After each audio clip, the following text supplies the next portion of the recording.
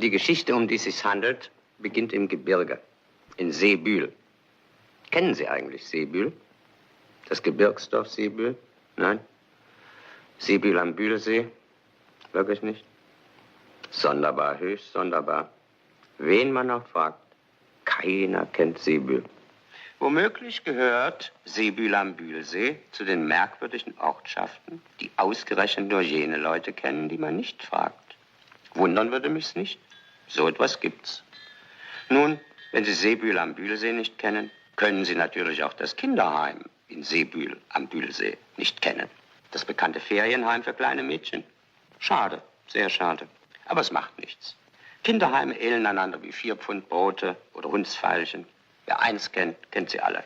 Und wer an ihnen vorüberspaziert, könnte denken, es seien große Bienenstöcke. Es summt von Gelächter, Geschrei, Getuschel und Gekicher. Freilich abends. Da setzt sich zuweilen der graue Zwerg Heimweh an die Betten und zählt die Kindertränen ringsum zusammen. Die Geweinten und die Ungeweinten. Aber am Morgen ist der Zwerg Heimweh, hast du nicht gesehen, verschwunden. Dann klappern die Milchtassen, dann klappern die kleinen Mäuler wieder um die Wette. Wollt ihr wohl nicht solchen Krach machen? Nun also, ihr Bande. Tja, und dann? Dann rennen die Bademätze rudelweise in den Bühlsee hinein, in den kühlen, freundlichen See.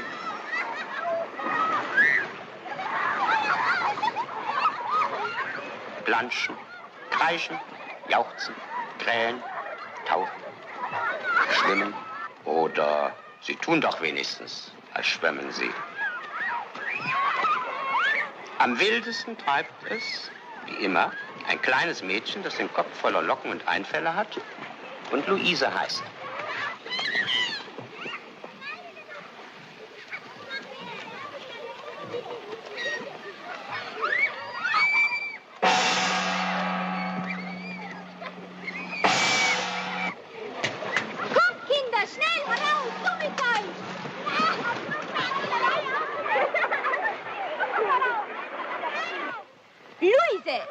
Der Gong gilt für alle. Ich komme ja schon. Alter Mann, ist doch kein Schnellzug.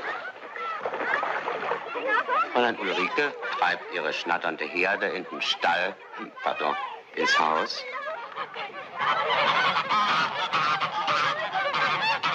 Beeilen sich, meine Dame. Heute wird noch pünktlicher als sonst gegessen. Am Nachmittag kommen doch die Neuen. Es ist so still geworden, dass man nicht stören möchte. Aber was hilft's? Unsere Geschichte geht auch in der Stille weiter.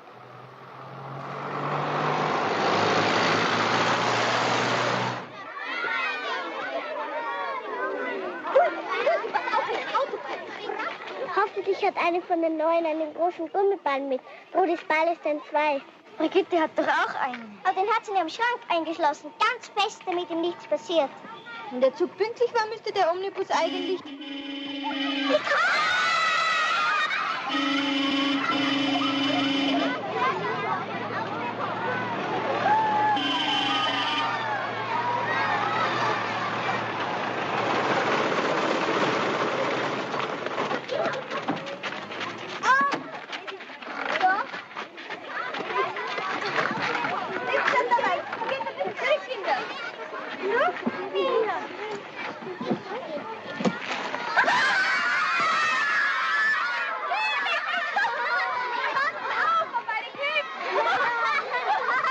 Danke vielmals.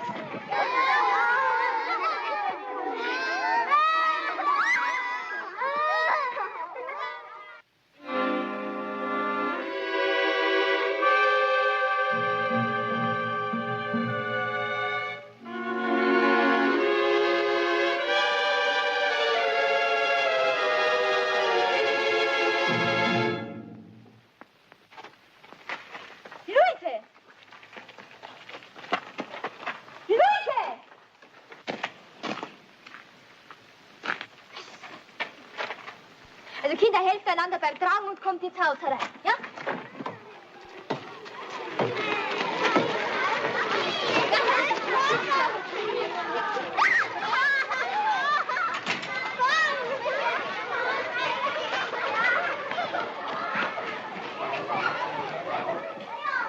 Sie hat Angst, die Neue mit den Zöpfen.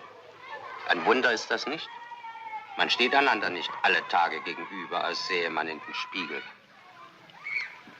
Was wird daraus werden? So, meine Liebe, der Speisezettel für morgen. Ja? Die Neuen sind vollzählig und gesund eingetroffen. Freut mich, Dankeschön, Ulrike. Ja, dann ist noch eins, Frau Mothesius. Nämlich? Es handelt sich um Luise Palfi, sie wartet vor der Tür. Also rein mit dem Fass. Was hat sie denn schon wieder ausgefressen? Diesmal nichts. Es ist bloß... Ja. Kommt herein, ihr beiden. Nur keine Angst.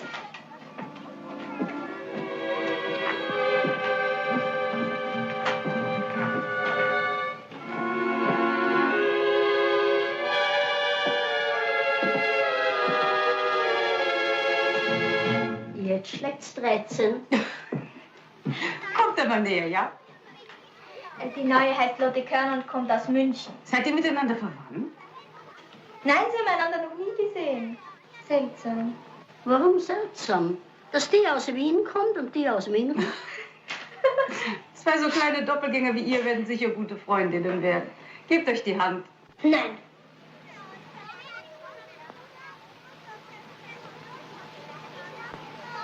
Ihr könnt gehen.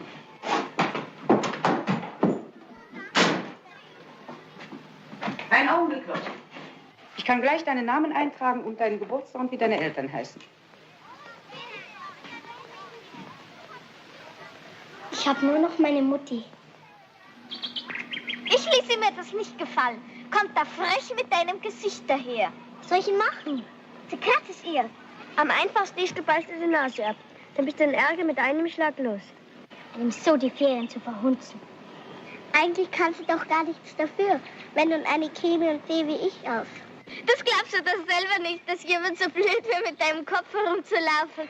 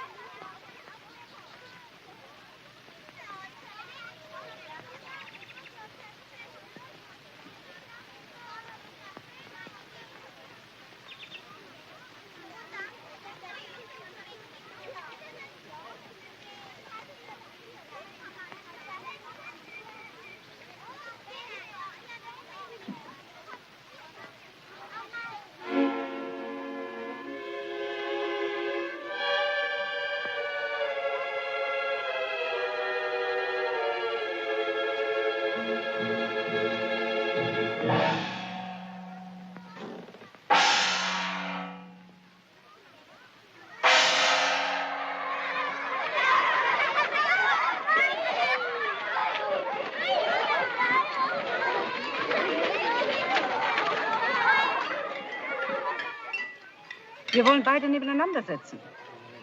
Wie Sie wünschen. Vielleicht hilft eine Radikalkur. Ja. Trude, du setzt dich neben Hilde Sturm. Warum? Wo ist doch Luises Klassenkameradin bin? Also keine Widerrede, ja? Hm?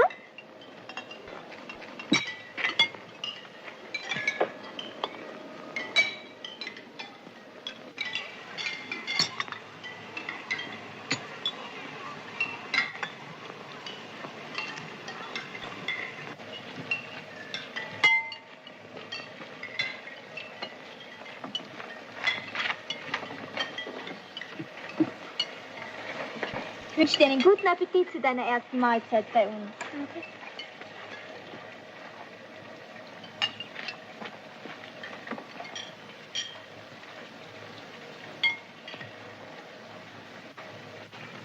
Kein Kind isst, alle starren zu den Zweien hinüber. Hat denn niemand Hunger?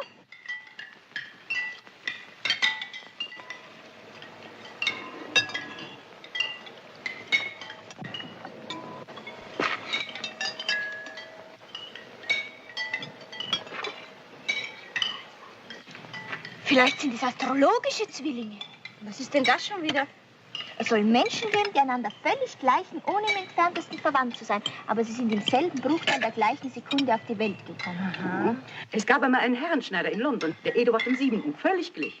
Es kam hinzu, dass der Schneider denselben Bart wie der König trug. Und die beiden waren wirklich in derselben Sekunde geboren worden? Ja, das ließ sich zufälligerweise exakt feststellen. Ja, aber wie ging die Geschichte weiter? Der König ließ den Mann in den Buckingham-Palast kommen. Ja, und dann? Und dann musste der Schneider sich den Bart abschneiden lassen. Lotte Körner erhält das Bett neben Luise Palpi. Die beiden werden sich aneinander gewöhnen müssen. Es ist Nacht. Alle Kinder schlafen. Bis auf 2.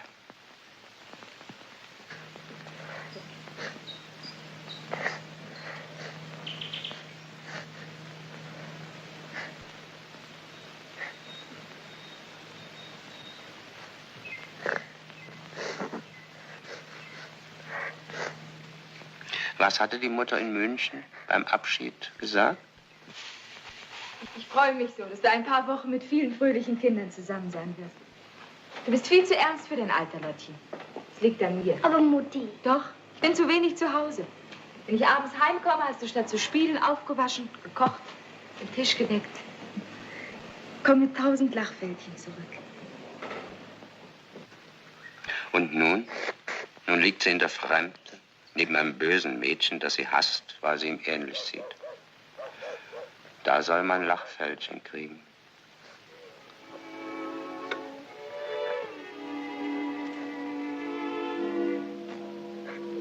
Der Mond schaut durchs Schlafsaalfenster und staunt nicht schlecht. Da liegen 2 kleine Mädchen nebeneinander, die sich nicht anzublicken wagen. Und die eine, die eben noch weinte, tastet jetzt ganz langsam mit ihrer Hand nach der streichelnden Hand der anderen. Na gut, denkt der alte silberne Mond. Na gut, da kann ich ja beruhigt untergehen. Und das tut er denn auch.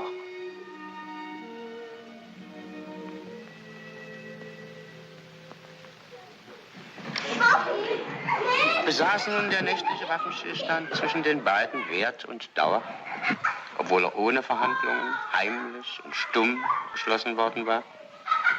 Ich möchte schon glauben. Aber vom Waffenstillstand zum Frieden ist ein weiter Weg, auch bei Kindern. Und was kommt vom Hause rein? Hollari, hollaro, wird wohl mein Prinzipchen sein. Hollari, ho, geht vorbei und schaut nicht rein. Hollari, hollaro, wird's wohl nicht gewesen sein. Hollari, ho, Leute haben auch gesagt, Hollari, hollaro, dass sie kein Prinzipien haben. Hollari, ho. Und dann, am See, ist das Zopfmädchen verschwunden. Wo ist denn die Neue? Damit du ihr endlich die Nase abbeißen kannst. Hm? Sei nicht so blöd. Na nur, ich denke, du hast eine Wut auf sie. Ich kann auch nicht jedem, auf den ich eine Wut habe, die Nase abbeißen. Und außerdem habe ich gar keine Wut auf sie. Aber gestern hattest du doch welche. Und was für eine? Beim Abendbrot hast du sie unterm Tisch so gegen Schienbein getreten, dass sie beinahe gebrüllt hätte. Na also. Wenn er nicht ruhig seid, kriegt er auch ins Schienbein. Verstanden? Wir sind ja nicht taub. Du weißt ja nicht, was du willst. Da ist sie ja.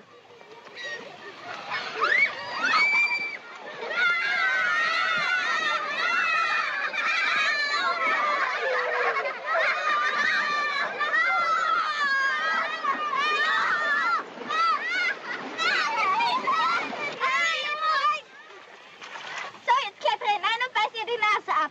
Was man verspricht, muss man halten.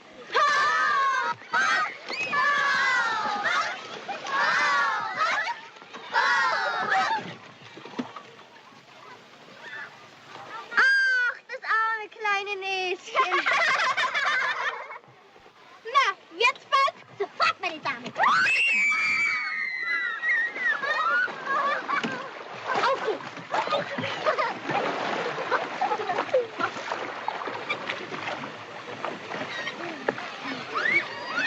Und so hineinzulegen. Eine Gemeinheit. Fräulein Gerda hat von alledem nichts gemerkt. Sie tut, was sie immer tut. Sie liest. Auf jeder Seite ist mindestens 12 Mal von Liebe die Rede. Jetzt denkt sie an Herrn Rademacher, den Diplom-Ingenieur, der bei ihrer Tante zur Untermiete wohnt. Rudolf heißt er. Sie denkt an ihn und seufzt. Ach, Rudolf.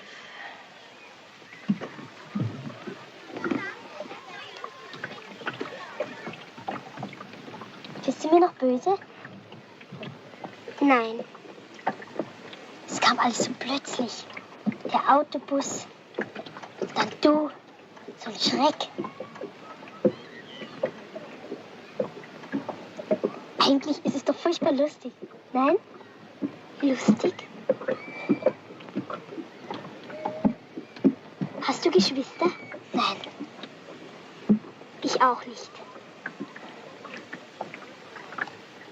Ein herrlicher Tag. Es war nur der Schreck, hat Luise gesagt. Nur der Schreck und keine Feindschaft. Ein herrlicher Tag.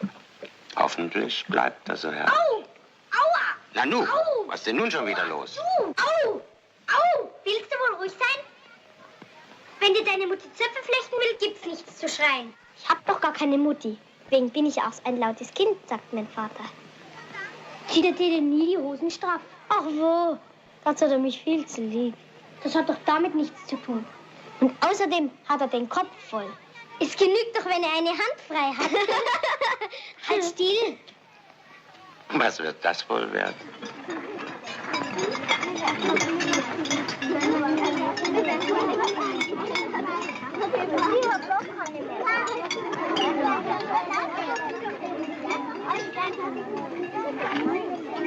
Die neue.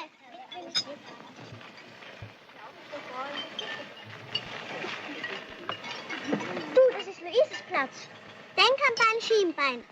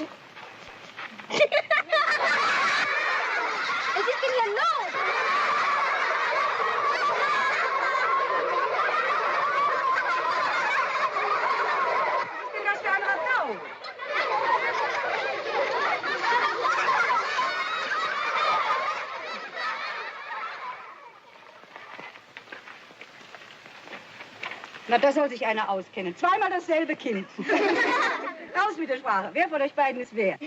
Das verraten wir nicht. Was sollen wir denn dann machen? Ich weiß. Pelinchen. Trude geht doch mit Luise in die gleiche Klasse. Ja. Trude muss es herausbringen. So ist es. Du bist unsere letzte Hoffnung, Trude. Ans Werk, Fräulein Salomo. Wer ist Lotte und welche ist Luise?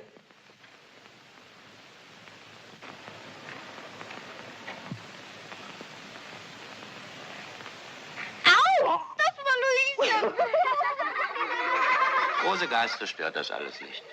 Fräulein Gerda wird noch lesen, wenn die Welt untergeht, falls sie untergeht. Vorher hat Fräulein Ulrike angeregt, soll sich die doppelte Lotte erst einmal fotografieren lassen. Zur bleibenden Erinnerung und um Fotos nach Hause zu schicken. Da wird man Augen machen. Fast so groß wie Herr Jakob Hoflacher. Sakra, sakra. So, ihr zwei. Die dritte und letzte Aufnahme. Bitte recht freundlich. Ich zähle bis 3. Achtung. 1, 2, 3. Danke, die Damen. In 8 bis 10 Tagen kommt's vorbei, fragen, wie weit es mit den Aufnahmen ist. Auf Wiedersehen. Grüß Gott. Weißt du was? Mach ein paar Glanzabzüge extra und schick sie an eine Illustrierte. Sowas interessiert immer. Wenn ich nicht arbeite, ist dir nicht wohl. Hm? Aber Auf dem Heimweg sind die beiden eingekehrt. Luises Vater hat Taschengeld geschickt. Es ist heiß und Hitze macht durstig. Ist dein Vater schon lange tot? Ich weiß nicht. Mutti spricht nie von ihm und fragen will ich nicht. Ich kann mich an meine Mutti gar nicht mehr erinnern. Früher stand auf Vaters Flügel ein Bild von ihr. Einmal kam er dazu, ich es mir anschaute und am Tag drauf war es fort. Er hat es wahrscheinlich in den Schreibtisch eingeschlossen. Warum weinst du, schöne Gärtnersfrau?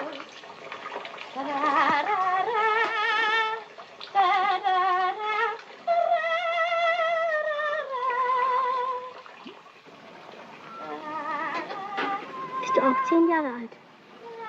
Ja, aber ich werde bald 11. Am 14. Oktober.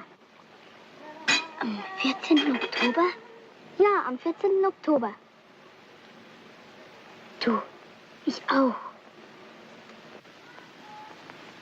Und wo bist du geboren? In Linz an der Donau. Ich auch. Es ist ganz still im Wirtshausgarten. Nur die Baumwipfel bewegen sich. Vielleicht hat das Schicksal, das eben über den Garten hinschwebte, sie mit seinen Flügeln gestreift. Du, ich habe ein Bild von meiner Mutti im Schrank. Komm, zeig mir's.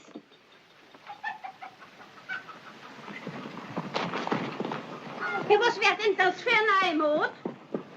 Limonade trinken und dann nichts zahlen? Ja, aber da kriegst du ja was raus. Was müssen denn die am Kerbholz haben? Sie rennen, als gelte es das Leben.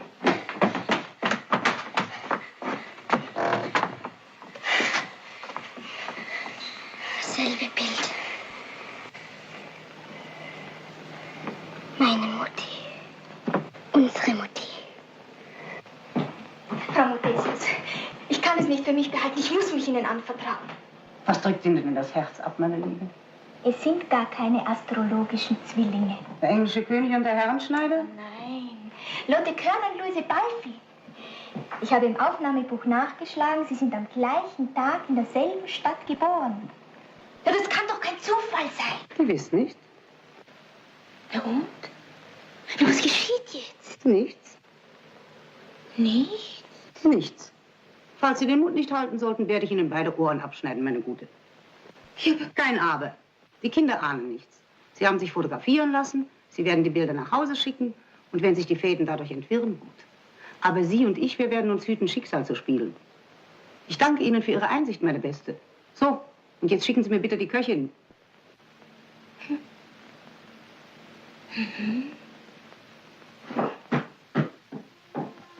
Die Zeit vergeht. Sie weiß es nicht besser. Haben die 2 kleinen Mädchen ihre Fotos beim Herrn Hoflacher abgeholt? Längst. Und haben sie die Bilder heimgeschickt? Sie haben zwar ja gesagt, als man sie fragte, aber getan haben sie es nicht. Sie haben gelogen. Sie wollen ihr Geheimnis für sich behalten.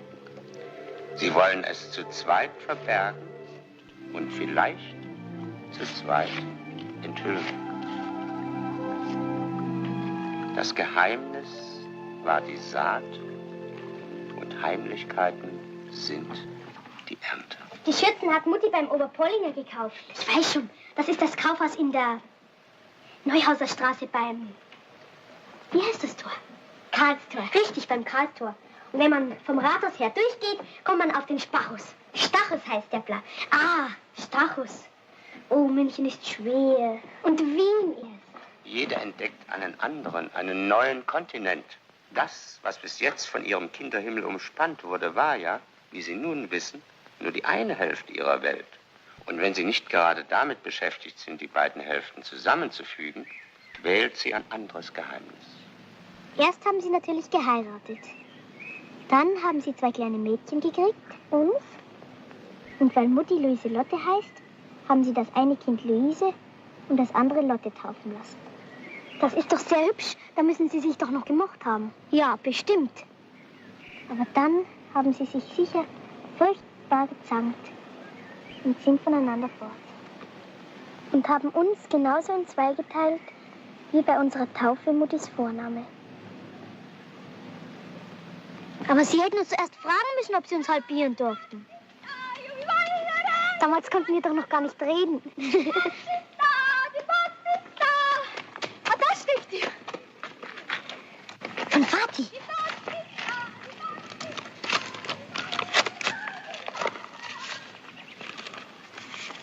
Das ist er. liebes, einziges Kind. So ein Schwindler. Einziges Kind. Wo doch genau weiß, dass er Zwillinge hat. Na, warte. Erst wollte ich dir ja ein Bild schicken, wo ich als nackiges Baby auf einem Eisbärenfell liege. Aber weil du schreibst, es müsse ein nagelneues Bild sein, bin ich gleich zum Fotografen gestürzt und habe mich von ihm knipsen lassen. Sonst habe ich ihm gesagt, er kennt mich meine Tochter nicht wieder, wenn ich sie von der Bahn abhole. Wie lustig er schreibt. Und dabei sieht er so ernst aus. Wahrscheinlich hat er sich geniert zu lachen. Vor anderen Leuten macht er immer ein strenges Gesicht. Aber wenn wir allein sind, kann er sehr komisch sein. Und ich darf das Bild wirklich behalten? Ja, natürlich. Deswegen habe ich mir es doch schicken lassen.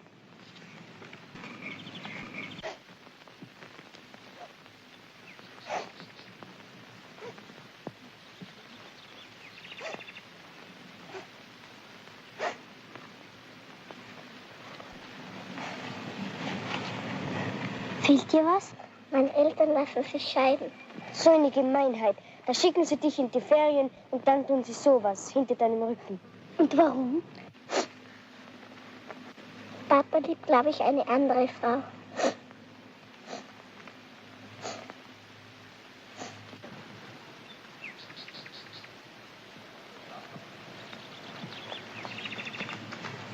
Was ist denn los? Du hast es aber eilig. Unser Vater hat doch aber keine neue Frau. Nein. Bestimmt? Das wüsste ich. Aber vielleicht eine, mit der er nicht richtig verheiratet ist. Bekannte hat er natürlich. Opernsängerin und so. Aber du sagt dazu keiner.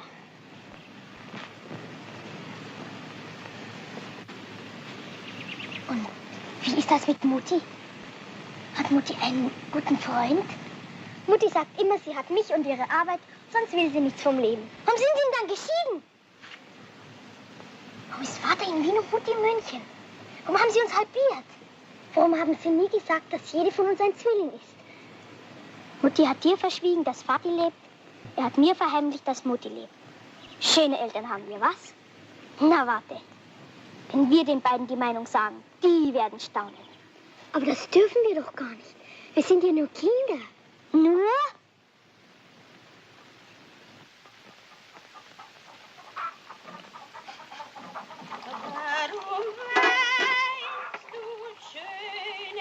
Die Ferien nähern sich unaufhaltsam ihrem Ende.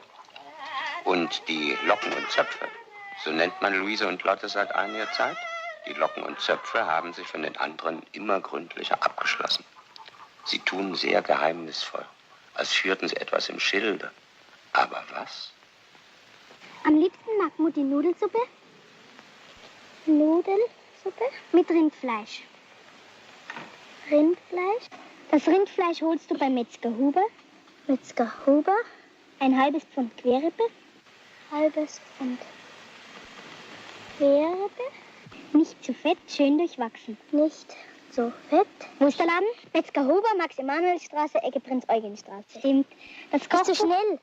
Schön durchwachsen. Das Kochbuch steht im Küchenschrank. Kochbuch, Küchenschrank. Im untersten Fach ganz links. Untersten Fach links. Neben dem Eingemachten.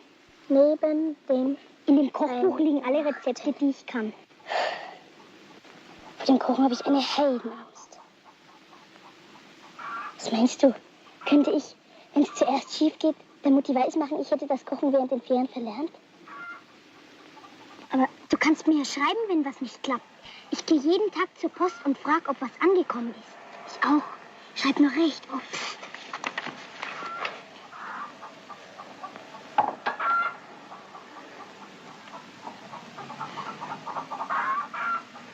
Muss ab. Da drüben ist schattiger.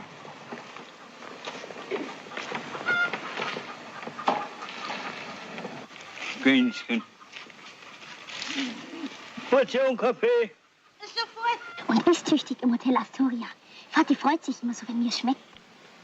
So dumm, dass gefüllte Palatschinken dein Lieblingsgericht sind. Kalbschnitzel und Gulasch wären mir viel lieber. Wenn du gleich am ersten Tag 4 oder 5 Palatschinken isst, dann kannst du ja sagen, du hast dich für den Rest des Lebens daran überfressen. Das geht. So, und nun wollen wir uns noch einmal den Schulweg abfragen. Da hast du es ja einfach. Du sagst Trude, sie soll dich am ersten Tag abholen? Das macht sie manchmal? Na, und dann läuft er so ganz gemütlich neben ihr her, merkt sie die Straßenecken und den übrigen Palatsch. Das habe ich dir noch gar nicht gesagt. Vergiss ja nicht, Mutti, wenn sie dich ins Bett bringt, einen Gute-Nacht-Kuss zu geben. Das vergesse ich bestimmt nicht. So, bitteschön. Dankeschön. Die zwei Mädels stecken immer die Köpfe zusammen. Ich glaube, da ist eine Verschwörung im Gange. Kann schon sein. Die kommen ja jeden Tag und schmieren ihre Notizbücher voll. So. Der gute Mann hat mehr Recht, als er ahnt. Und ob eine Verschwörung im Gange ist. Sie wollen in aller Heimlichkeit die Kleider, die Koffer, die Haartracht und ihr Leben vertauschen. Lotte wird mit lockigem Haar und so lustig und lebhaft, wie sie es nur vermag, zum Vater nach Wien fahren. Lottchen als Luise. Und Luise? Luise wird mit braven Zöpfen und auch sonst so brav wie es geht nach München zur Mutter heimkehren, von der sie nichts als eine verjährte Fotografie kennt. Luise als Lottchen. Ja, mei, das haben wir ja schon gleich in München. Oder Herr? Ja. Du, gell, wenn du anders mal mit den Schuhen auf der Bank steigst, dann legst du eine Zeitung unter. Davon würde ich ja auch nicht größer. Aber Luise, du bist doch jetzt die Lotte. Entschuldigen Sie, bitte schön. Frau Körner, Tut mir leid, lieber Liz. es ist die eilige Serie von der Frankfurter Messe. Ich weiß. Warten Sie oben in meinem Zimmer. Ich muss erst meine Tochter vom Bahnhof abholen.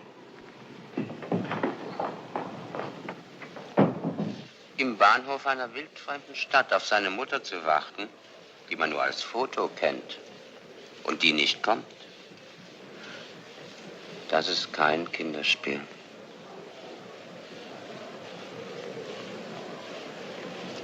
Doch da. Mutti!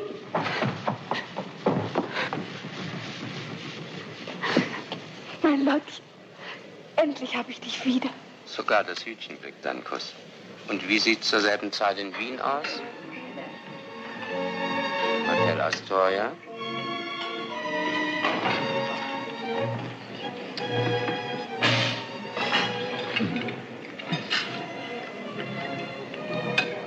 Da kommt der Dr. Starnecker. Heute schmeckt's ihm wohl noch einmal so gut, Herr Kapellmeister. Und Fräulein Tochter sitzt auch wieder bei ihren heißgeliebten Palatschinken. Das ist recht, das zeigt von Charakter. Dafür gibt's jetzt auch eine kleine Belohnung. Ich habe da nämlich etwas mitgebracht. Das ist eine Nähschatulle. Das ist von meiner Großmama. Selig, es ist ein bisschen altmodisch, aber sehr praktisch. Es ist ein kleiner Willkommen nach den Ferien. Wie hübsch. Ja, weißt du, alte Herren wie ich, die kommen ja doch nur ganz selten so zum Nähen.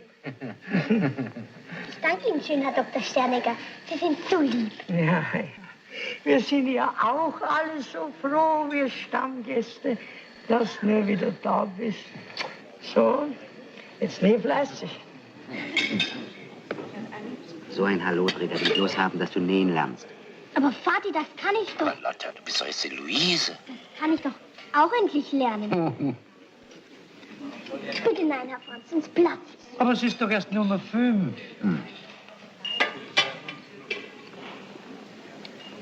Weißt du was, Vati?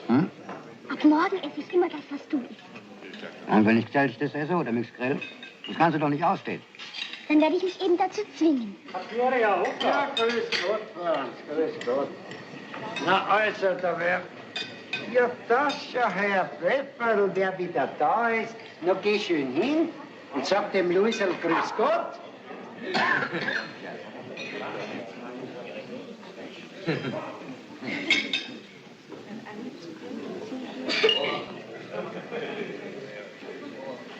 Na, du bist ein blöder Hund.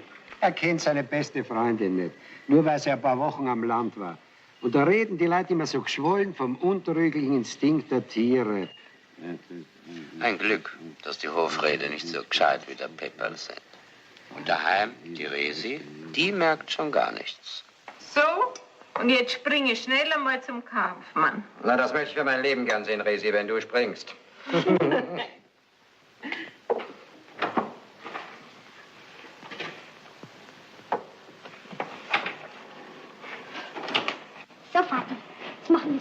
süß.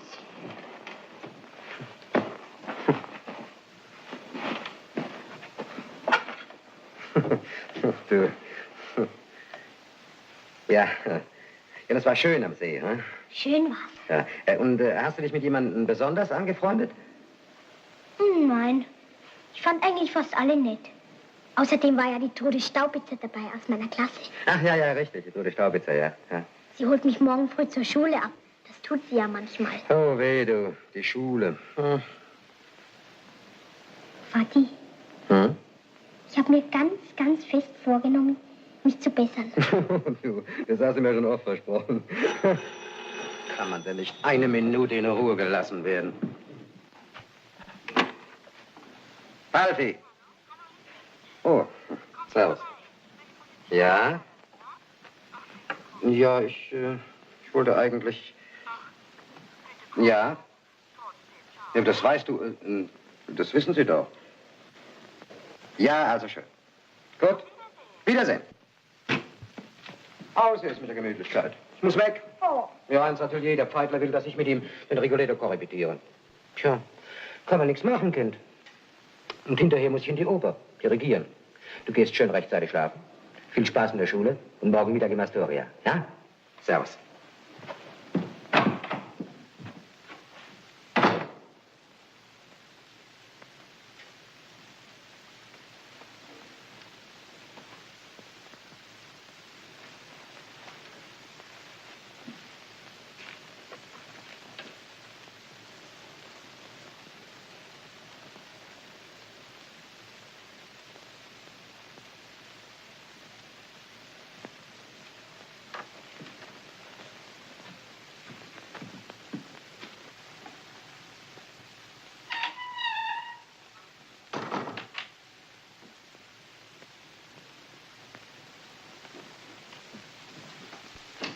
Nein, Lottchen, das ist nicht die Küche.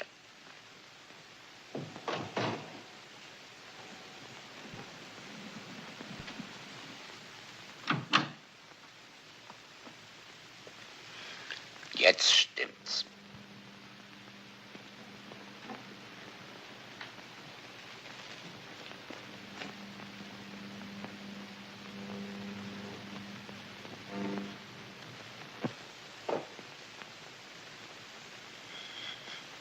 Ich glaube, hier sind wir vorerst überflüssig. Schauen wir uns inzwischen noch ein bisschen in der Wohnung um.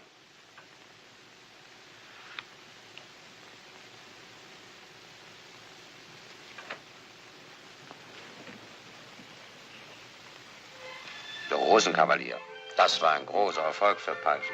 Die Carmen, die Mimi, Papagena. Ja, so ein Künstler hat's gut. Schöne Stimmen, schöne Frauen, Ruhm. Was gibt's denn noch zu sehen? Doch zum Beispiel ein Gruppenbild. Man kann es nicht erkennen. Moment mal, man müsste einen Stuhl nehmen. Ach ja, das ist eine alte Aufnahme. Sie wurde gemacht, als die Wiener Philharmoniker seine erste Symphonie uraufführten. Damals war er jung verheiratet, verliebt, ehrgeizig und verrückt in einem. Und als dann die Zwillinge ankamen und Tag und Nacht brüllten, da schnappte er voll uns über. Da ließ er den Flügel abholen und in ein Atelier am Kärntner Ring bringen, das er in seiner künstlerischen Verzweiflung gemietet hatte. Seine Frau fand das nicht sehr fidel und als er gar, Vorsicht, es kommt jemand.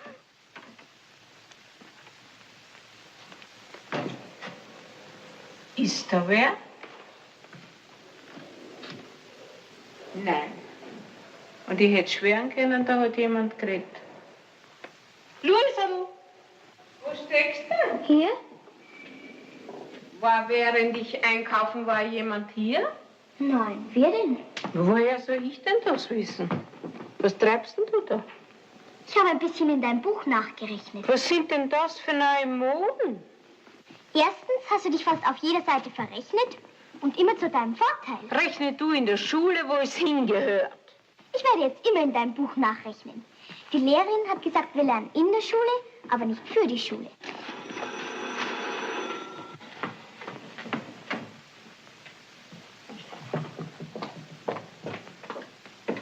Luise! Papa ist am Telefon. Luise kommt gleich, Herr Kapellmeister. Sie spielt gerade so hübsch wie in ihrem Zimmer. Oh, da wird sie sich aber freuen, Herr Kapellmeister. Natürlich bringe ich sie hin, Herr Kapellmeister. Freilich hole ich sie ab, Herr Kapellmeister. Ja, Vati. Oh, und ich kann nicht von meinem Platz aus sehen. Und ich darf dir winken. Wie? Du winkst sogar zurück. Ich freue mich, Vati. Danke, Vati. Danke, danke, danke. Ries, ich darf in die Oper und Vati dirigiert. Und er winkt und du winkst, ich weiß. Und was ziehst du an? Das gute Blaue mit dem Matrosenkragen. Das kann sie ja gar nicht anziehen. Das hat doch weit weg von Wien in München Luise angezogen. Luise? Ach nein, Lotte war eben bei Metzger Huber. Nun sucht sie das Geschäft auf Frau Wagenthaler. Nanu, machst du auf der Straße Schularbeit? Jetzt ist doch noch Ferien. Herrje, wer ist denn das nun wieder? 11:01. Grüß Gott. Kommst du ein paar Schritte mit? Ich muss zur Frau Wagenthaler Nudeln einkaufen. Meinetwegen.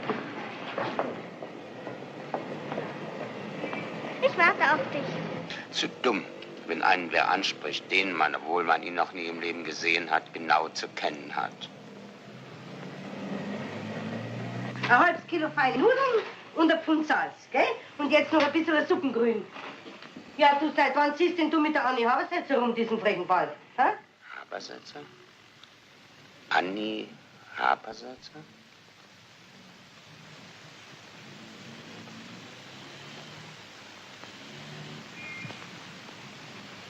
So, da ist Suppengrün. Und das macht jetzt zusammen.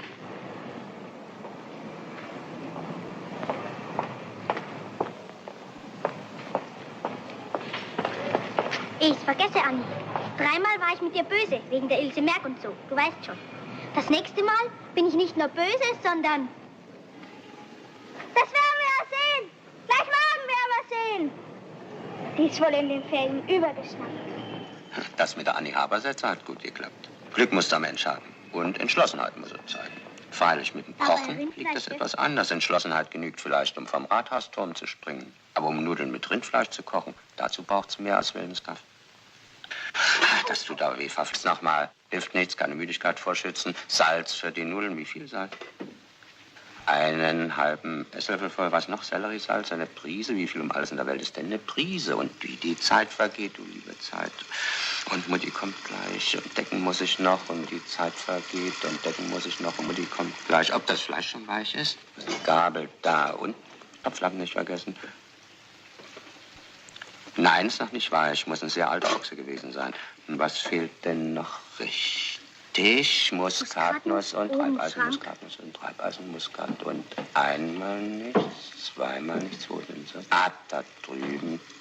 Treibnuss und Muskateisen, Quatsch, Muskatnuss und Treibeisen und einmal nichts und zweimal nicht. Doch, da ist sie ja. Endlich diese Muskatnuss. So, und jetzt das Reibeisen natürlich. Und jetzt reiben, die Nuss nicht die Finger, da hat das Wasser aufgedreht. So, und was liegt denn da? Das Suppengrün. Suppengrün muss gewaschen werden. Doch aber nicht so. Ja, mit dem Sieb natürlich. Da ist das Sieb, das Sieb, das... Wozu braucht der Mensch eigentlich ein Sieb? Ah je, ist nicht leicht, seine eigene Schwester zu sein. Schimpf nicht, Mutti. Ich glaube, ich kann nicht mehr kochen. Aber Lottchen, kochen verlernt man doch nicht. Ich schon. Und nun schmeckt's doch noch ganz gut, nicht? Die nächsten Abende komme ich etwas früher und koche selber. Du wirst hübsch aufpassen, dann kannst du es bald wieder wie vor den Ferien. Vielleicht sogar noch besser.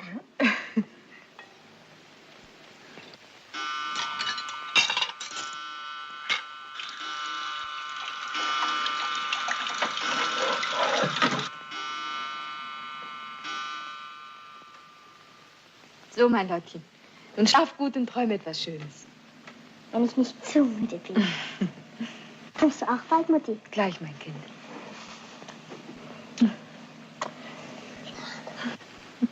Ich bin so froh, dass du wieder daheim bist. Ich habe ja nur noch dich. Macht meine liebe, liebe Mutti.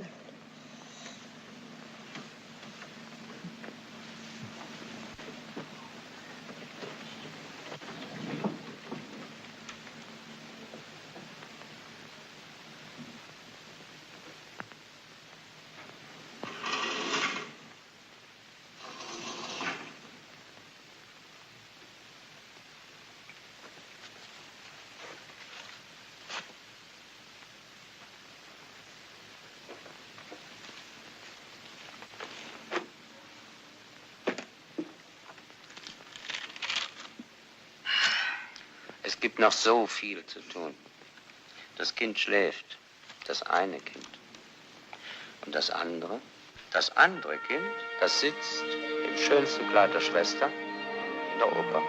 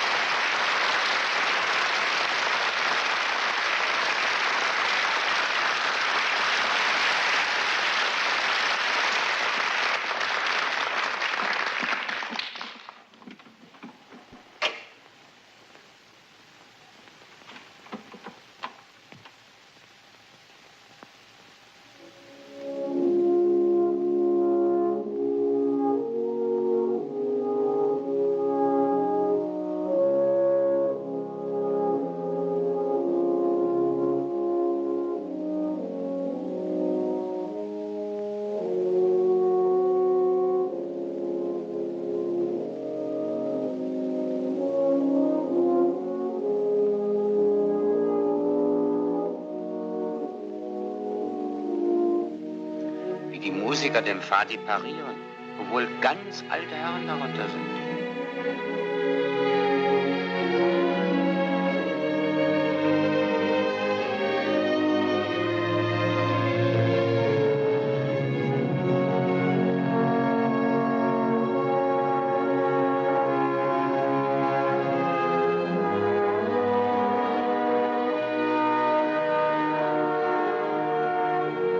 Das reinste Schaufenster.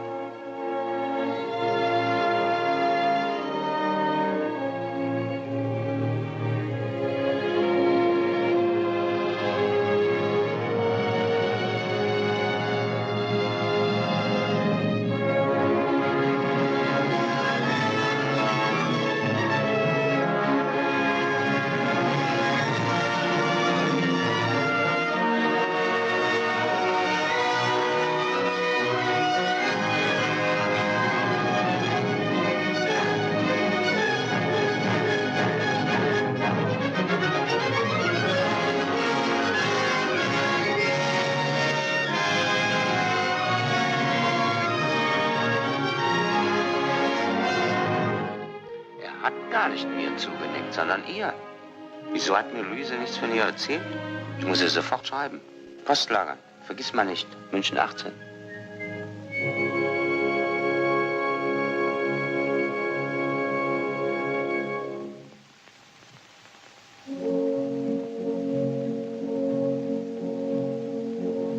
Suse, liebe Suse, was raschelt im Stroh? Die Gänse gehen barfuß und haben kein Schuh. Der Schuster hat weder kein Leisten dazu. Drum kann ich den Gänslein auch machen, wenn sie halt barfuß Schuh.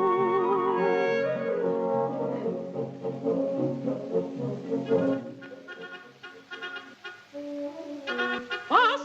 Engel, lasst mich noch aus! Was? Haus. Marsch fort in den Wald, kurzhof berührt wird das Wald und bringt für den Korn den Volkstum. Da unten auf der Bühne schicken die Eltern ihre 2 Kinder, um sie loszuwerden in den Wald. Wie können sie nur so böse sein? Oder sind sie gar nicht böse? Ist nur das, was sie tun, böse? Und tun sie es nur, weil sie kein Geld haben, um Brot kaufen zu können? Das Spiel geht weiter. Hat sie Gewalt. Um Mitternacht, wenn niemand wacht, dann reitet sie aus zur Hexenjagd. Zum Schornstein hinaus, auf den Wiesen und Graus, über Berg und Schlucht, über Tal und Flucht, durch Nebelduft, im Sturm durch die Luft. Die Kinder haben sich im Wald verirrt. Sie kommen vor dem Pfefferkuchenhaus an.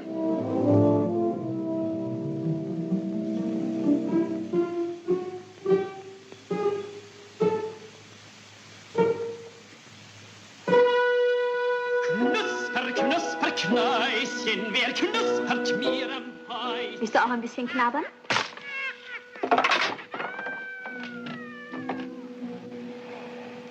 Entschuldigen Sie vielmals. Das macht nichts, Löserl. Sie kennt mich? Wieso? Das ist genauso eine Hexe wie die auf der Bühne. Nur viel hübscher.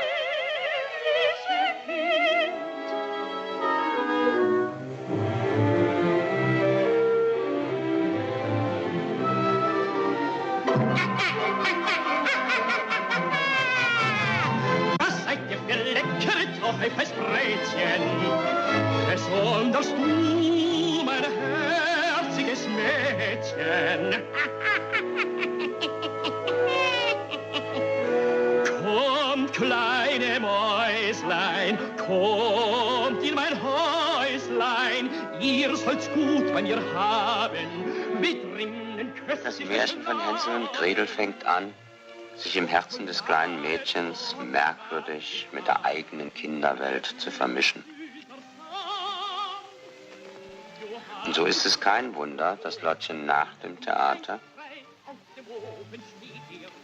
zum ersten Mal im Bett der Schwester vom ersten Tag des großen Abenteuers überwältigt und erschöpft, kaum dass sie eingeschlafen ist, träumt.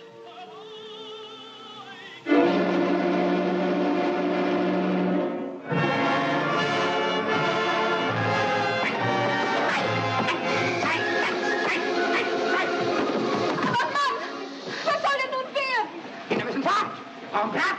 Wir haben zu viel Brot im Haus! Niemals! Hinaus!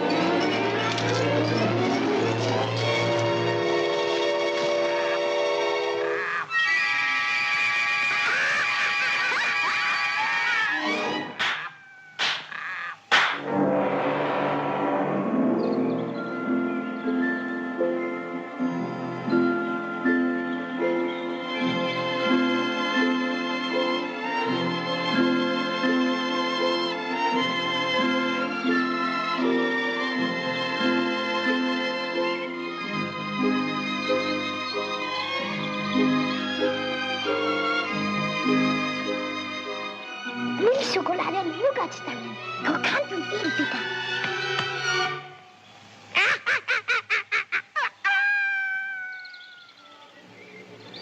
Nein! Nein, nicht! Es ist alles vergiftet! Wir haben solchen Hunger. Hier habt ihr Brot. Ich konnte nicht früher aus dem Verlage weg. Kommt heim! Lassen Sie sofort die Kinder in Ruhe, Frau Körner! Das sind meine Kinder, Herr Palfi. Meine auch! Ich werde die Kinder halbieren. Das ist einfach. Ich eine halbe Locke und eine Hälfte von Luise. Und Sie auch.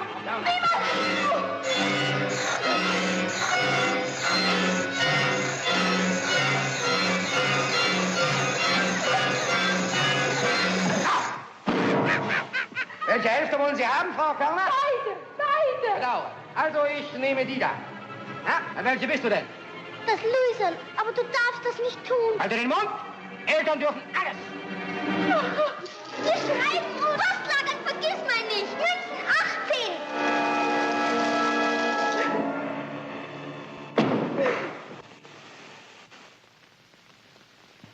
18. In den Wochen, die diesem Tag und dieser Nacht folgten, haben sich in Wien und in München manche Menschen gewundert.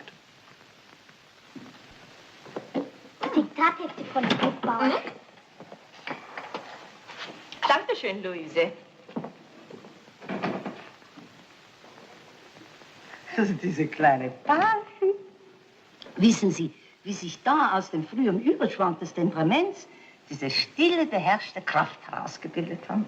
Das ist doch einzigartig. Ja, und vergessen Sie nicht, liebe Kollegin, diese Verwandlung ist passiert ohne jeden erzieherischen Druck von außen. Diese Selbstentfaltung des Charakters, dieser Formwille, zeigt sich auch in Luises Schrift. Ich sage ja immer, Schrift und Charakter. Wir wollen es uns schenken, anzuhören, was Fräulein Bruckbauer immer sagt. Wir wollen lieber stattdessen mit Vergnügen zur Kenntnis nehmen, dass Pepperl, der Hund vom Hofrat Strobel, dem kleinen Mädchen wieder Grüß Gott zu sagen pflegt. Er hat sich damit abgefunden, dass das Luiserl nicht mehr wie das Luiserl riecht. Außerdem isst die liebe Kleine neuerdings fast täglich Koteletts, Beinfleisch oder ähnliche Dinge. Früher, die Palatschinken, die hatten so gar keine Knochen. So hat sich manches geändert. Von Resi ganz zu schweigen. Sie hat sich unter der sanften Gewalt des Kindes zu einer Perle entwickelt. Sagen wir, zu einer ungefassten Perle. Was ist Resi? Ich brauche ein Kelchrüsserl für Tischblumen und fürs Nachtessen. Ich habe mir gedacht, eine kalte Platten und einen Salat. Und Gewürzgurken für Vater. Gewürzgurken für den Vater. Und da muss ich seinen grauen Anzug abholen von der Büglerin.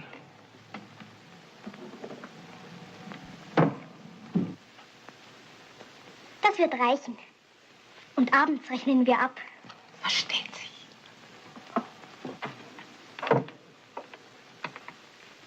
Währenddem geht der Papa in seinem Atelier am Ring auf und ab und arbeitet auch. Es ist neuerdings recht wenig Zeit für mich übrig. Ja, weißt du, kürzlich komme ich doch dazu, wie das Luiserl stillvergnügt auf den Tasten klimpert. Und dazu singt sie ein kleines Lied. Einfach süß. Wo sie doch früher nie ans Klavier gegangen wäre, wenn man sie hingeprügelt hätte. Darf man fragen, was das mit deiner Zeit für mich zu tun hat? Oh, seitdem gebe ich dem Kind Klavierunterricht. Ich dachte bis jetzt, du wärst ein Komponist und nicht ein Klavierlehrer für kleine Mädchen. Dabei habe ich in meinem Leben noch nie so viel komponiert wie jetzt. Was wird's denn werden? Eine Kinderoper. Ich sagte schon vorhin, auch in München haben sich während der letzten Wochen einige Menschen wundern müssen. Unter anderem natürlich auch hier eine Lehrerin. Diese Unterhaltung, Frau Körner, ließ sich leider nicht länger vermeiden. Die Aufmerksamkeit Ihrer Tochter Lotte sowie ihre Ordnungsliebe und ihr Fleiß lassen seit einiger Zeit in bedenklichem Maße zu wünschen übrig. Es ist mir offen gestanden, lieber sie wird ein fröhlicher Racker, als dass sie um jeden Preis ihre beste Schülerin bleibt. Lottchen soll ein Kind sein, kein zu klein geratener Erwachsener. Aber früher hat das Kind doch beides vorbildlich zu vereinbaren gewusst, beste Frau Körner. Als berufstätige Frau weiß man so wenig von seinem Kind. Immerhin weiß und sehe ich, dass sie es nicht mehr kann. Das ist entscheidend. Nicht für mich, die Erzieherin Ihrer Tochter. Ich muss und werde versuchen, die Harmonie des Kindes wiederherzustellen. Finden Sie denn wirklich, dass Unaufmerksamkeit in der Rechenstunde und ein paar Tintenkleckse im Schreibheft... Ein gutes Beispiel, Frau Körner, das Schreibheft. Lottes Schrift zeigt deutlich, wie sehr das Kind die seelische Balance verloren hat. Doch Schrift hin, Schrift her, finden Sie es auch in Ordnung, dass Lotte neuerdings Mitschülerinnen prügelt? Mitschülerinnen? Meines Wissens hat sie nur die Annie Habersetzer geschlagen. Nur? Und Annie Habersetzer hat die Ohrfeigen redlich verdient. Von irgendwem muss sie sich ja kriegen. Frau Körner! Dieses große, gefräßige Ding, das seine Niedertracht an den Kleinsten der Klasse auslässt, sollte von der Lehrerin nicht noch in Schutz genommen werden. Wie bitte? Davon weiß ich ja gar nichts. Dann fragen Sie nur die arme kleine Ilse Merck. Vielleicht erzählt die Ihnen einiges. Und warum hat mir Ihre Tochter nichts gesagt, als ich sie bestraft habe? Ja, dazu fehlt es ihr wohl, wie Sie das nennen, an der nötigen seelischen Balance. Frau Körner ist mit sich zu Rate gegangen. Die Ferien am See haben ihr Kind verwandelt. Es ist draußen im Gebirge lustiger geworden, unbeschwerter. So soll's bleiben. Aber was kann man tun? Mutti! Denk dir, in Rechnen habe ich wieder eine 3. Ist das sehr schlimm oder ist es bloß schlimm? Es ist schlimm genug, noch dazu am Samstag. Komm. Was ist das? Ein Rucksack. Zieh die festen Schuhe an. Wir fahren in die Berge bis morgen Abend. Oh, fein, fein, fein. Fein. Wird das auch nicht zu teuer? Wenn das Geld nicht reicht, verkaufe ich dich unterwegs. Ja, Und wenn du mich 3 bis 4 Mal verkauft hast, dann haben wir so viel Geld, dass du 1 Monat nicht zu arbeiten brauchst. So teuer bist du? Freilich, 400 Mark und 11 Pfennige. Das wurde ein Wochenende, wie lauter Himbeeren mit Schlagsahne.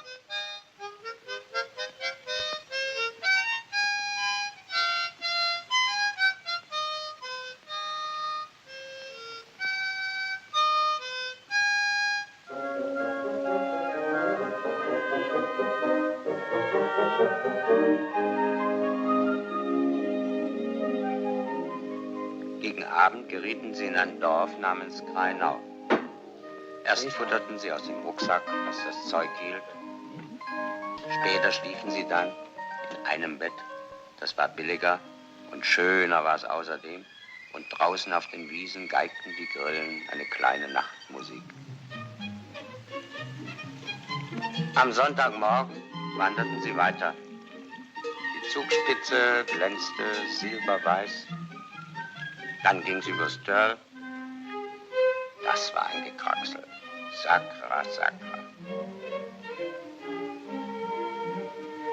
Und tief, tief unten lag der Eibsee. Er sah ganz winzig aus. So winzig, dass Luise versonnen sagte: Als ob der liebe Gott bloß mal so hingespuckt hätte. Später stiegen sie zwischen Himbeersträuchern und Schmetterlingen zum See hinunter. Im Eibsee wurde selbstverständlich gebadet. Es war schon spät am Nachmittag und es wurde Zeit, heimzufahren. Leider, leider.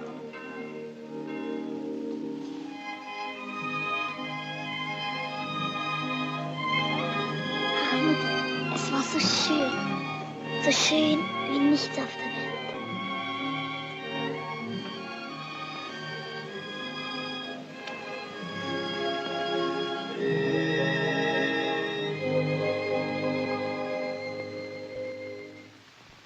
In Wien sah es in diesen Tagen nicht ganz so lustig aus. Der Vater hat neuerdings recht wenig Zeit für Klavierstunden übrig. Vielleicht hängt es mit der Arbeit an der Kinderoper zusammen.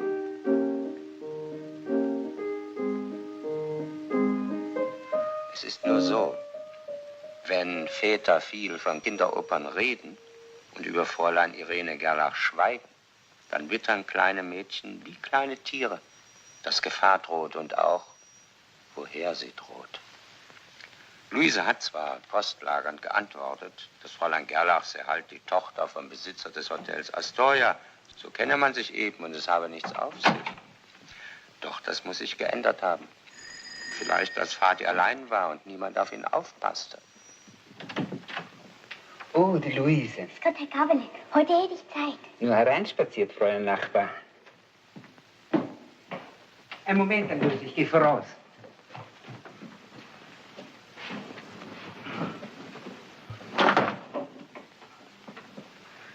Bitte näher zu treten. Spielst du neuerdings so selten Klavier? Hat es Sie sehr gestört? Gegenteil, es fehlt mir geradezu. Vati hat nicht mehr so viel Zeit zum Stunden geben. Er komponiert an einer Oper. Alle Wetter. Es wird eine Kinderoper. Oh, wie schön. Sowas wird gebraucht wie das liebe Brot.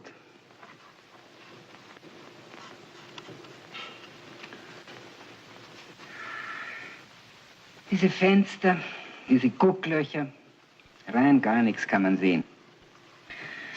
Kein Seitenlicht, kein Oberlicht. Ein Atelier müsste man haben. Ein richtiges, helles Atelier.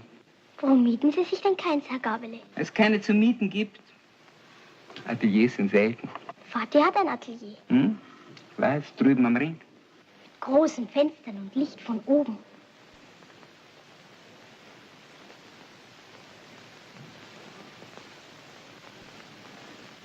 Herr Gabele? Hm? Zum Komponieren braucht man doch gar nicht so viel Licht wie zum Malen, nicht? So große Fenster und Licht von oben. Nein, diese Kinder, denkt Herr Gabele bei sich. Was spinnt sich da an? Was hat sie wohl vor?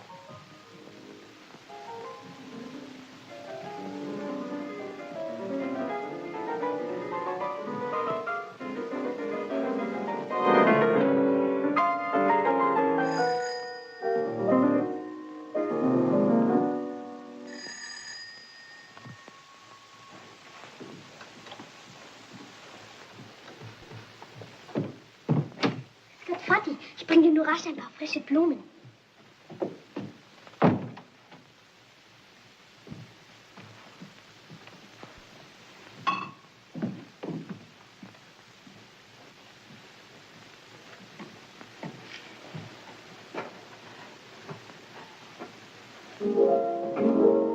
Wenn man dich mit deiner Tochter sieht, hat man den Eindruck, dass du unter dem Pantoffel stehst.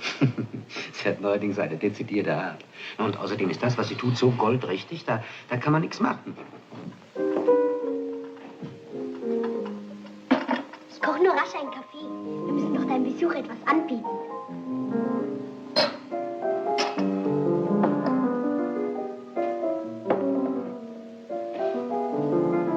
Irene Gerlach weiß, was sie will. Sie will Herrn Palfi heiraten. Noch ahnt er nichts von seinem künftigen Glück, aber sie wird es ihm mit der Zeit schon beibringen. Ein Hindernis ist freilich da, ein einziges. Dieses merkwürdige Kind. Nun, mit dem Fratz wird sie wohl auch noch fertig werden. Also, trinken wir eine Schale Kaffee. Ich bringe zur Gesellschaft einen Schluck Milch. Wie viel Milch, meine Dame? Halb und halb, mein Herr. Bitte sehr, meine Dame. Vielen Dank, mein Herr. Na, Luisel, was hast du denn seit dem Mittagessen erlebt? Erst habe ich ein bisschen Klavier gespielt und dann war ich beim Herrn Gabele. Hat er dich gezeichnet? Er hat es probiert. Es ging nicht recht. Er hat so wenig Licht. Vor allem braucht er welches von oben, so wie hier. Na, soll sich halt ein Atelier mit Oberlicht mieten. Das habe ich ihm auch gesagt. Aber sie sind alle vermietet, die Ateliers.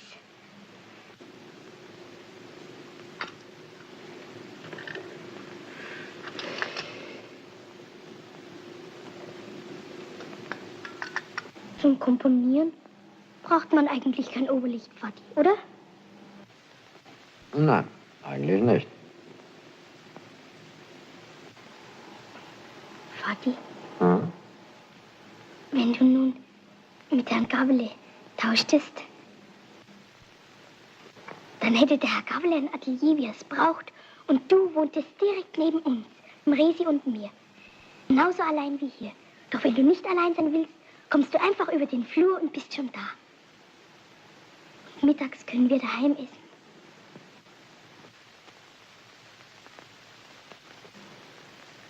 Wenn du Klavier spielst, hören wir es durch die Wand. Nein, wie man sich verplaudern kann, das haben interessante Gespräche so an sich. Ich bringe Sie hinaus. Auf Wiedersehen, Luise. Und schönen Dank für den guten Kaffee. Bitte sehr.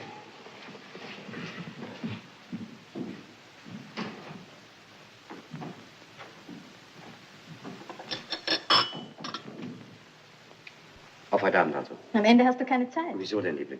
Vielleicht ziehst du gerade um. Lach nicht zu früh. Wie ich deine Tochter kenne, hat sie bereits die Möbelpacker bestimmt.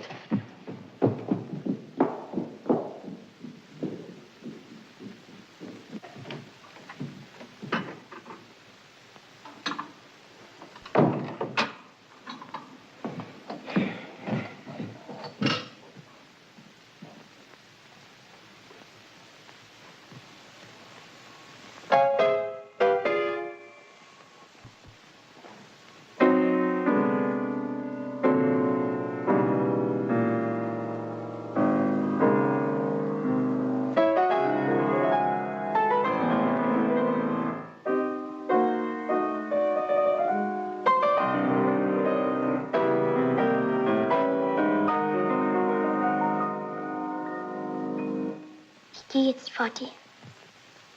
Kommst du zum Abendessen? Nein, heute nicht. Hör mal, Luise. Ich habe es nicht sonderlich gern, wenn sich andere Leute meinen Kopf zerbrechen. Auch meine Tochter nicht. Ich weiß selber, was für mich am besten ist. Natürlich, Vati. Schlaf gut.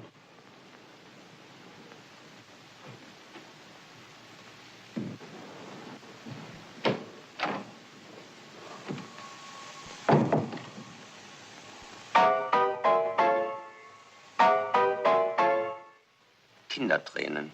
Auch das noch. Dabei soll man nun eine Kinderoper komponieren. Die Tränen hingen in den langen Wimpern wie Tautropfen an Grashalmen.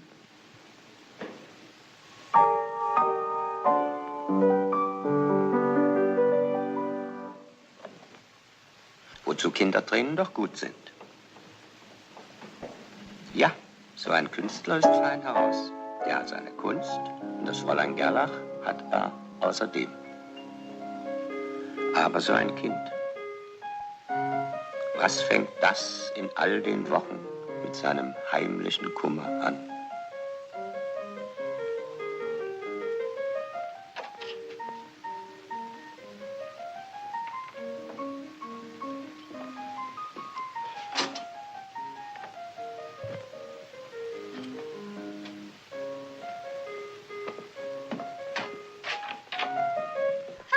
Wie schön. Soll ich dir einen Kaffee machen? Risi ist auf dem Markt. Nein, danke. Komm und setz dich.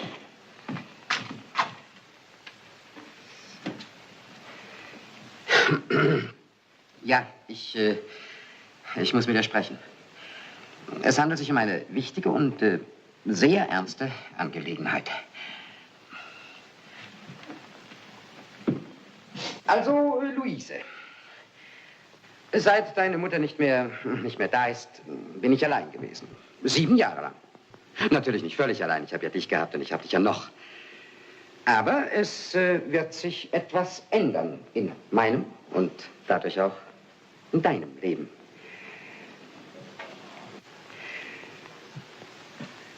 Kurz und gut, mein liebes Kind, ich habe mich entschlossen, wieder zu heiraten. Nein. Nein, Vati, bitte nein. Bitte, bitte nein.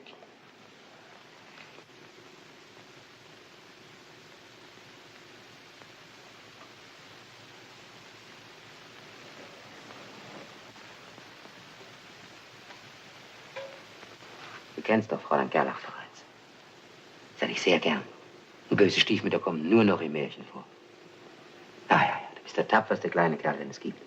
Ich weiß, dass ich mich auf dich verlassen kann. So, ja, und jetzt muss ich gehen mit dem Pfeifler, den Rigoletto korrepetieren. Also, servus, Luise.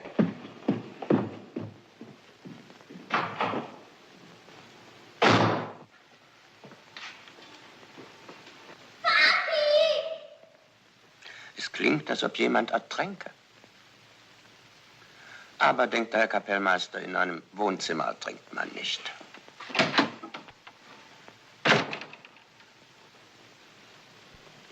Mutti. Was soll ich nur tun?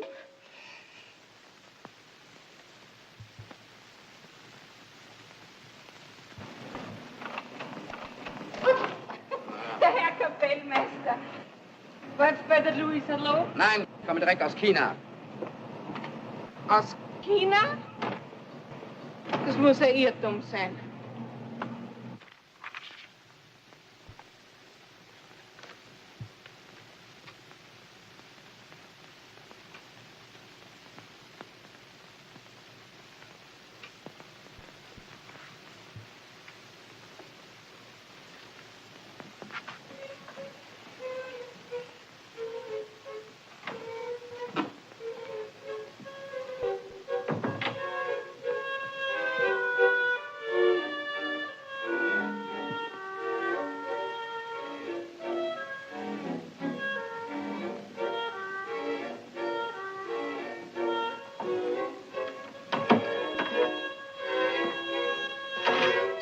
Na nu, bleibst nicht zu jausen?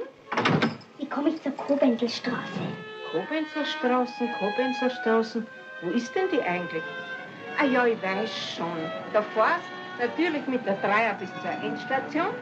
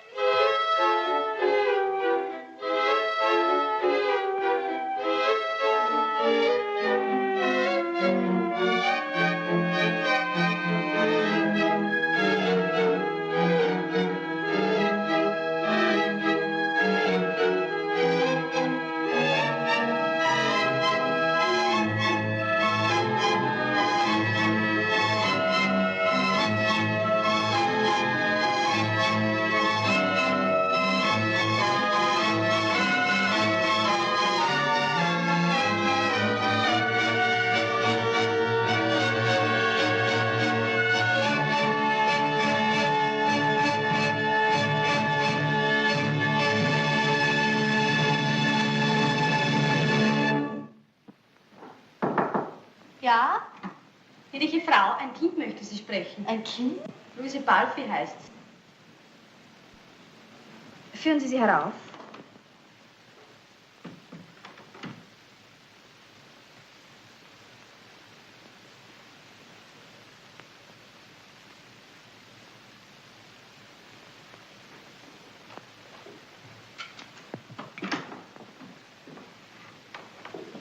Wie hübsch, dass Sie mich einmal besuchen kommen. Kochen Sie uns eine Schokolade und bringen Sie von den gefüllten Waffeln.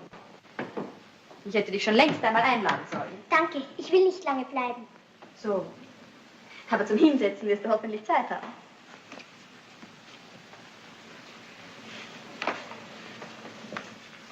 Bist du zufällig vorbeigekommen? Nein. Ich muss Ihnen etwas sagen. Ich bin ganz ohr. Vati hat gesagt, dass Sie ihn heiraten wollen. Hat er das wirklich so formuliert? Hat er nicht vielmehr gesagt, dass er mich heiraten will? Also, mein Kind, ja, dein Papa und ich, wir wollen uns heiraten. Und du und ich? Na, pass auf, wenn wir erst eine Zeit lang zusammen gewohnt und gelebt haben, werden wir die besten Freundinnen geworden sein. Hm? Wir wollen uns beide rechte Mühe geben. Meine Hand drauf? Sie dürfen Vati nicht heiraten. Und warum nicht? Weil Sie es nicht dürfen. Das ist keine sehr befriedigende Erklärung. Du willst mir verbieten, die Frau deines Vaters zu werden? Ja. Also das ist wirklich allerhand. Ich muss dich bitten, jetzt nach Haus zu gehen. Ob ich deinem Vater von diesem merkwürdigen Besuch erzählen werde, weiß ich noch nicht. Sollte ich es unterlassen, dann nur um unserer späteren Freundschaft, an die ich noch immer glauben will, nichts Ernstliches in den Weg zu legen. Auf Wiedersehen.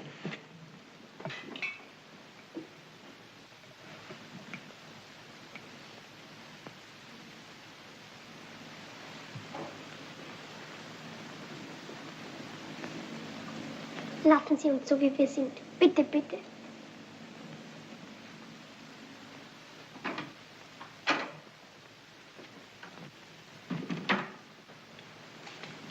Da hört sich doch alles auf. So ein Fratz.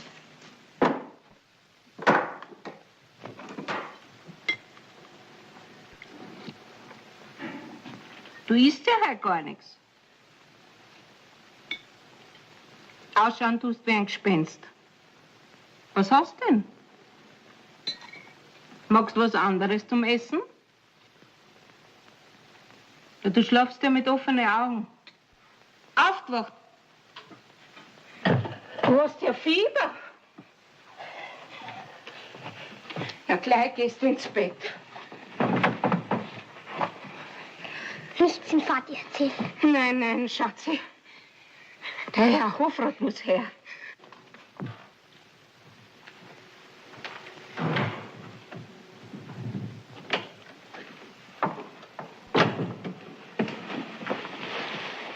Masern? Keine Spur. Grippe? Sie können ruhig laut reden, ich habe eine Spritze gegeben. Ja, es ist offenbar die Auswirkung einer inneren Krise. Wissen Sie was davon? Nein. Haben Sie eine Vermutung oder irgendeinen Anhaltspunkt? Ich meine, ist gestern oder heute was passiert? Ich weiß nicht, ob es etwas damit zu schaffen hat, aber heute Nachmittag ist sie weggegangen. Sie müsste jemand sprechen, in der Koppinselstraße.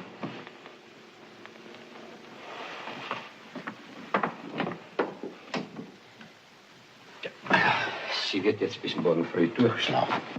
Und dann? Um 7 bin ich wieder da. Ja, der Inspizient rief an, gerade als ich aus dem Haus gehen wollte. Was fehlt dir denn? Masern oder Grippe? Ach, du Armer. War ich halt gerade so nett zu dir. Was? Ja, sie war bei mir, aber wieso erzählt sie dir das? Was sie wollte, das lass dir nur auch von ihr erzählen. Na, so gut. Genau genommen kam sie, um mir zu verbieten, deine Frau zu werden.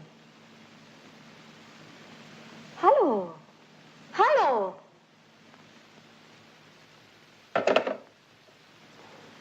So ein kleines Biest. Kämpft mit allen Mitteln. Legt sich hin und spielt krank. Nervenfieber hat's, das Kind. Na, Kopf hoch. Morgen früh wissen wir mehr.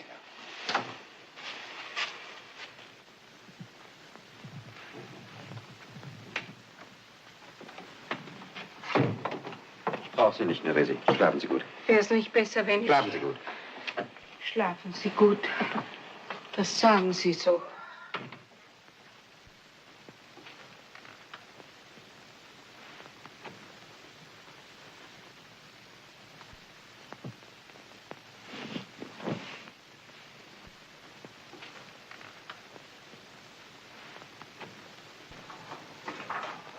Frau Körner? Herr Doktor? Saure Gurkenzeit, meine Liebe.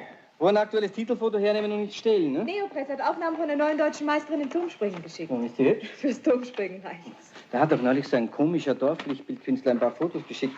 Zwillinge waren drauf, zum Totlachen ähnlich. Na, was seid ihr denn in der kleinen Frauenzimmer? Sowas gefällt dem Publikum immer. Wenn schon nichts Aktuelles, dann wenigstens ein paar hübsche Zwillinge. Na, endlich. Wird gemacht. Dichten Sie eine Unterschrift, dass den Lesern das Herz im Leibe lacht. Erfinden Sie eine kleine, spannende Story. Das können Sie ja erstklassig. Der Text hat bis morgen Zeit. Ich danke Ihnen, liebe Körner.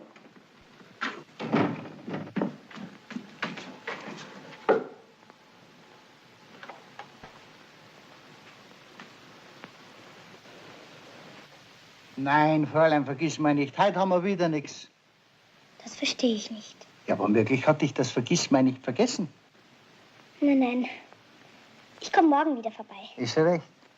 Was kochst du denn heute Schönes? Schweinsrippel mit Kraut. Oh, da wäre ich aber gern dabei.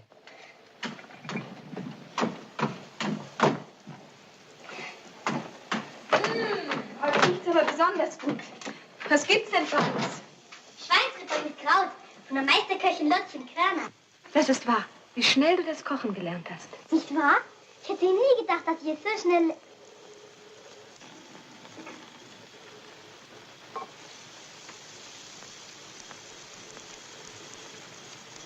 Luise. Luise.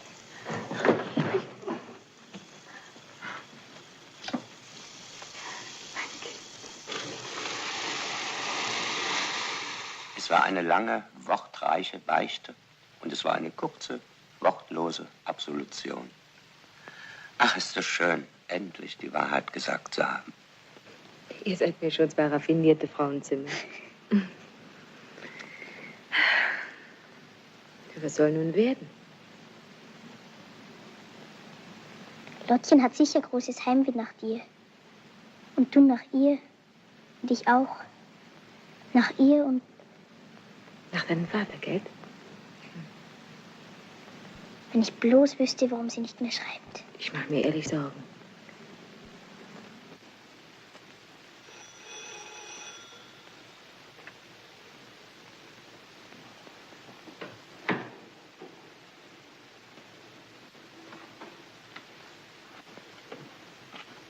Ja? Ein Ferngespräch aus München. Wer ist es denn? Die Konzertdirektion Keller?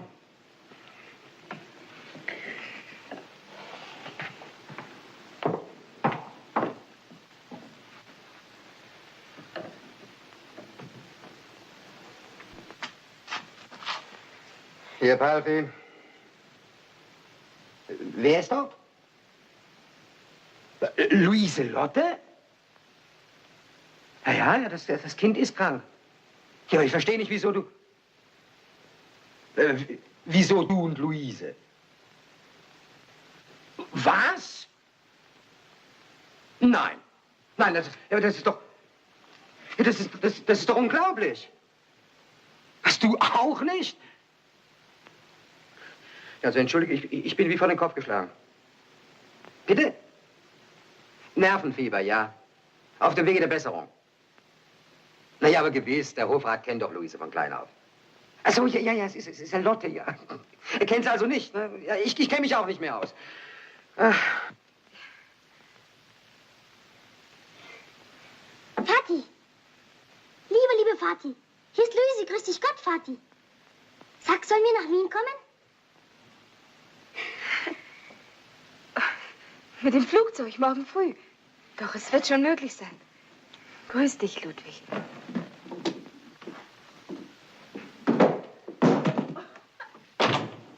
Meine Frau kommt morgen zu Besuch. Meine geschiedene Frau. Lottchens Mutter. Lottchens? Ja, und das Luisa, das kommt auch mit. Da liegt's doch. Nein, das ist der Zwilling.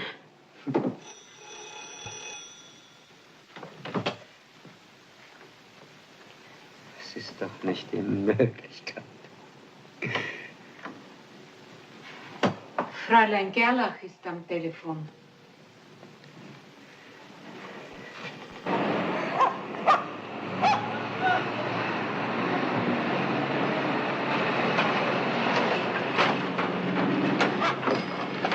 Ja, bist du denn übergeschnappt? Rasch ins Bett, wo du hingehörst. Grüß Gott, Herr Hofrat. Du kannst dir ja den Tod holen. Ja, Pepperl. Grüß dich, Pepperl. Es ist nicht das Kind, das Sie meinen. Es ist die Schwester. Grüß Gott, Resi. So ein paar Intriganten. Sie sind also die Resi. Darf ich Ihnen bitte den Weg zeigen? Danke, ich kenne mich aus. Aber bitte höflichst passieren zu dürfen. Verzeihen Sie bitte. Also gut. Weil Sie sitzen zusammen, Resi, wer weiß, wie lang Sie es noch haben. Momental, schöne Frau. Mutter.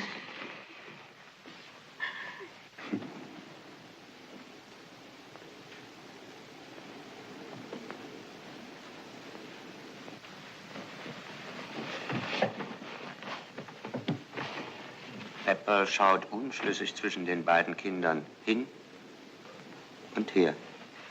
Einen netten, kinderlieben Hund so in Verlegenheit zu bringen. Guten Tag allerseits. Na, und wie geht's der Patientin? Schon viel besser, Herr Hofrat. Haben wir endlich Appetit? Wenn Mutti kocht? Na, also. Aha, Puls normal. Temperatur? Gestern Abend 37,2.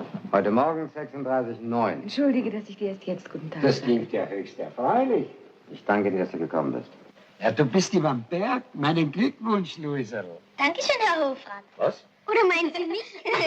Au, mein Kopf. Das geht auch vorüber. Also komm, Pepperl, reiß dich von diesen zwei trügerischen Weibsbildern los. Mutti weiß nichts von Fräulein Gerlach. Wir dürfen es ihr auch nie sagen. Ja, eine Mutter, das ist eine Medizin, die man nicht in der Apotheke holen kann.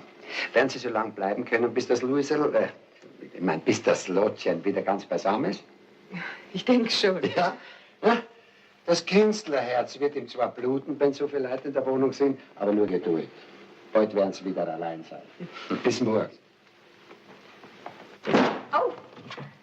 Mit einem sauberen Messer flach drücken. Salze. Der wertvolle Ratschlag kostet nichts. Komm, Pepperl. Stascherl, Herr Doktor. Ja, richtig.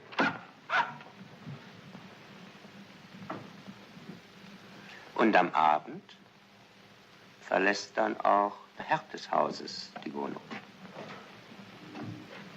Falls es schlimmer werden sollte, ich bin im Atelier. Mach dir keine unnötigen Sorgen. Vergiss lieber nicht, dass du viel Schlaf nachzuholen hast. Gute Nacht. Gute Nacht. Kommst du zum Frühstück? Ja, ich komme.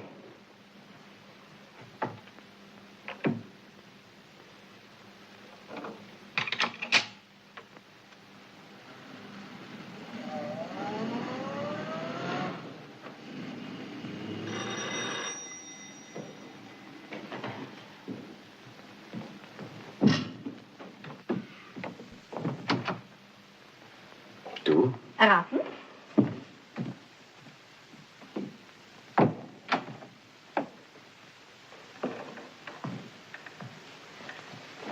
Warum lässt du dich am Telefon verleugnen?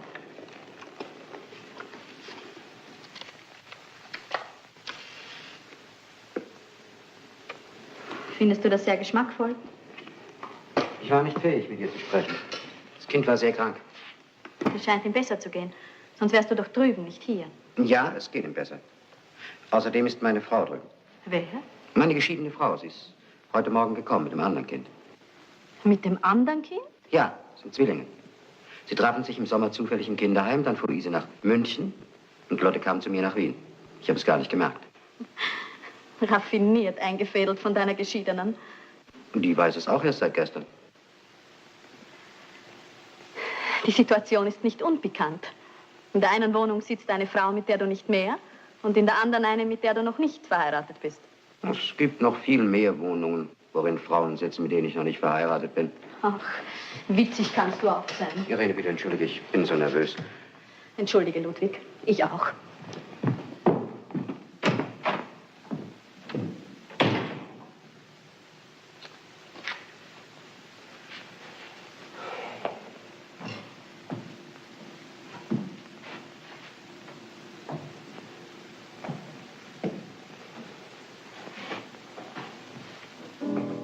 Die Zeit heilt Wunden, die Zeit heilt Krankheiten. Lottchen ist wieder gesund, sie trägt wieder Zöpfe und Luise hat wie einst ihre Locken. Meist geht's sehr lustig zu. Nur manchmal, da schauen die Schwestern einander ängstlich in die Augen. Denn was wird werden?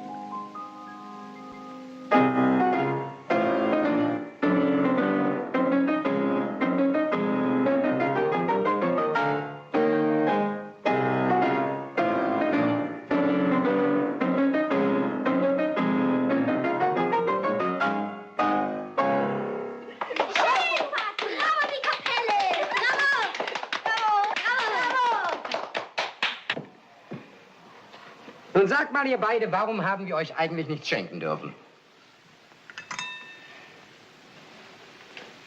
Weil wir uns etwas wünschen, was man nicht kaufen kann. Und was wünscht ihr euch denn? Dass Lotte und ich für immer zusammenbleiben dürfen.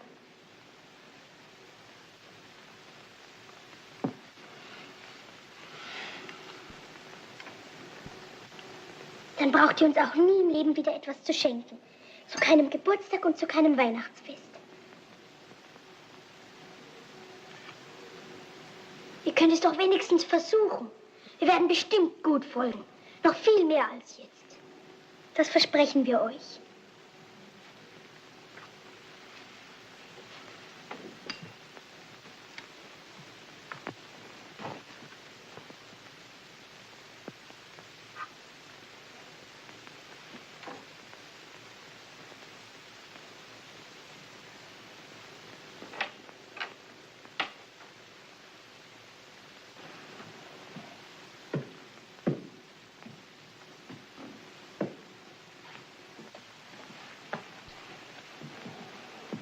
Daumen halten.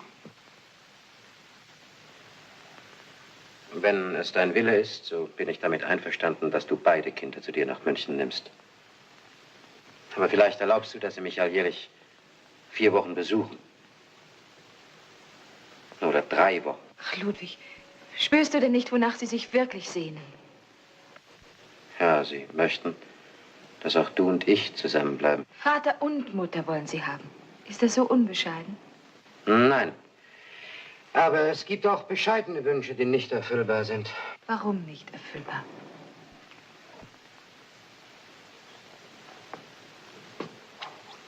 Das fragst du mich? Nach diesen 7 Jahren? Das frage ich dich. Nach diesen 7 Jahren. Betest du?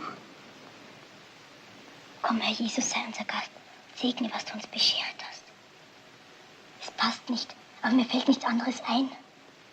Das Gebet hat zwar nicht ganz gepasst, aber es hat trotzdem geholfen. Herr Kapellmeister, wird das für Wien eine große Turmstraße. Ah, ein vierbeiniger Trauzeuge. Und Gemüsekörner.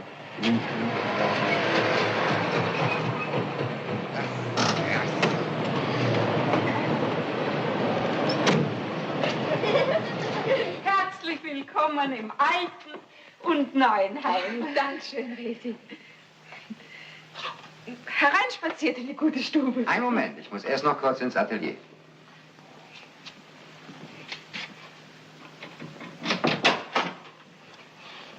Bitte, Frau Palfi.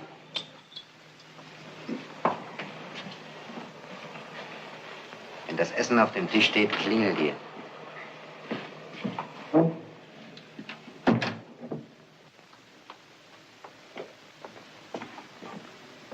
Das war der Herr Gabele. Juhu!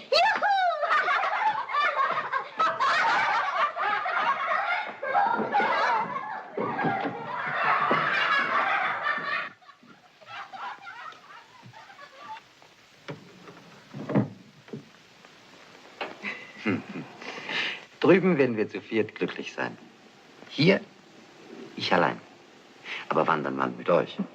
Ich hätte nie geglaubt, dass man Glück nachholen kann. Wie eine versäumte Schulstunde.